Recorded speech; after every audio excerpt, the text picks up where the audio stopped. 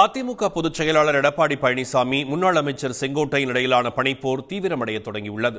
சட்டப்பேரவையில் பழனிசாமியை சந்திப்பதை தொடர்ந்து தவிர்த்து வரும் செங்கோட்டையனை சமாதானப்படுத்தும் முயற்சியில் மூத்த நிர்வாகிகள் ஈடுபட்டிருக்கிறார்கள்.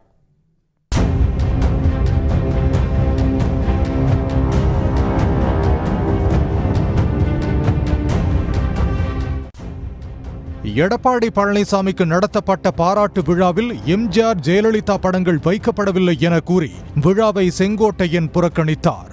அது முதல் இருவருக்கும் இடையிலான பனிப்போர் அதிகரித்து வருவதாக தகவல்கள் வெளியாகின.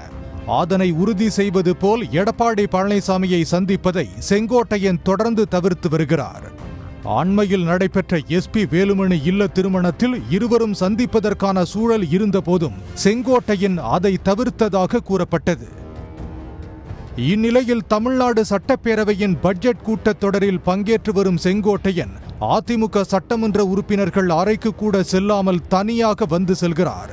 இதன் மூலம் எடப்பாடி பழனிசாமியை சந்திப்பதை செங்கோட்டையன் முற்றிலுமாக புறக்கணித்து வருகிறார். இதுகுறித்து செய்தியாளர்கள் கேள்வி எழுப்பிய போது டென்ஷனான எடப்பாடி பழனிசாமி அதை அவரிடமே கேளுங்கள் என ஆவேசமாக பதிலளித்தார்.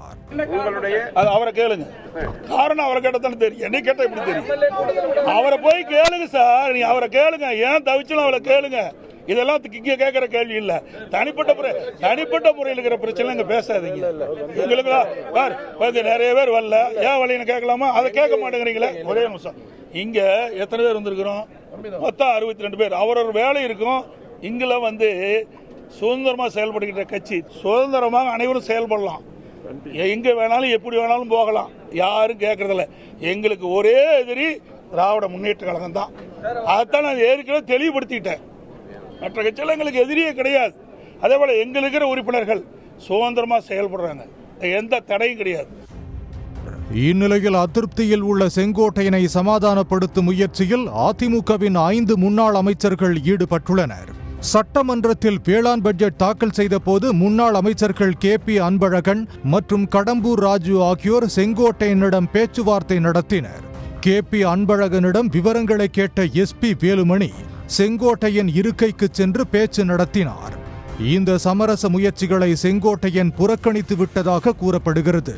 சட்டமன்றம் முடிந்த பிறகு அதிமுகவினர் யாரிடமும் பேசாமல் செங்கோட்டையன் தனியாகவே புறப்பட்டு சென்றார்.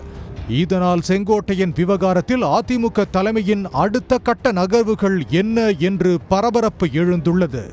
உடனுக்குடன் செய்திகளை தெரிந்து கொள்ள சன் நியூஸ் பெல் ஐகானை கிளிக் பண்ணுங்க.